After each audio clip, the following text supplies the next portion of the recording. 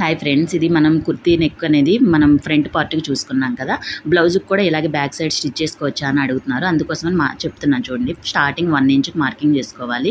1 inch నుంచి చూడండి 1 ఇంచ్కి marking అనేది చేయాలి. 1/2 ఇంచ్ ఖర్చుకి వెళ్తుంది, 1/2 ఇంచ్ షేప్ కోసం అనేది వస్తుంది అనమాట. అందుకోసం 1 ఇంచ్ మార్కింగ్ చేసుకోవాలి. మనం బ్లౌజ్కి నార్మల్గా 2.5 ఇంచెస్ తీసుకుంటాం కదా, అటు సైడ్ 1/2 ఇంచ్కి మార్కింగ్ చేసుకోవాలి. బయట సైడ్ 1/2 ఇంచ్ మార్కింగ్ చేసుకోవాలి. లోపల సైడ్ 1/4 ఇంచ్ పెట్టుకోవాలి. చూడండి, బయట సైడ్ 1/2 ఇంచు, లోపల సైడ్ 1/4 ఇంచు. మనం మొత్తం 3/4 ఇంచు తీసుకుంటాం కదా స్కాలప్కి. లోపలికి 1/4 ఇంచు, బయటికి 1/2 ఇంచు. ఇట్లా స్కాలప్స్ అనేవి గీసుకోవాలి. మనకి కుర్తీ నెక్ వచ్చేసి 2 స్కాలప్స్ అనేవి వస్తాయి కదా. బ్లౌజ్కి అనేది వచ్చేసరికి 4-5 అనేది వస్తుంది అనమాట. నాకు వచ్చేసి 4 వచ్చినాయి.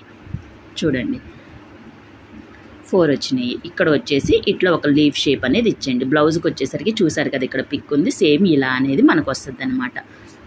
చూడండి, నీట్గా పైన ఒక ఇట్లా షేప్ అనేది ఇస్తే 1/2 ఇంచ్ ఖర్చుకి వెళ్ళిపోతుంది, 1/2 ఇంచ్ అది షేప్ కొని వస్తుంది అనమాట. చూడండి, అదే 2 సైడ్లు మార్కింగ్ చేసేసుకుని కొత్త వాళ్ళైతే కటింగ్ చేసుకోవచ్చు, లేదా స్టిచ్చింగ్ కొత్తగా నేర్చుకుంటున్న వాళ్ళైతే 2 సైడ్లు మార్కింగ్ చేసుకుని స్టిచ్చింగ్ చేసుకోండి.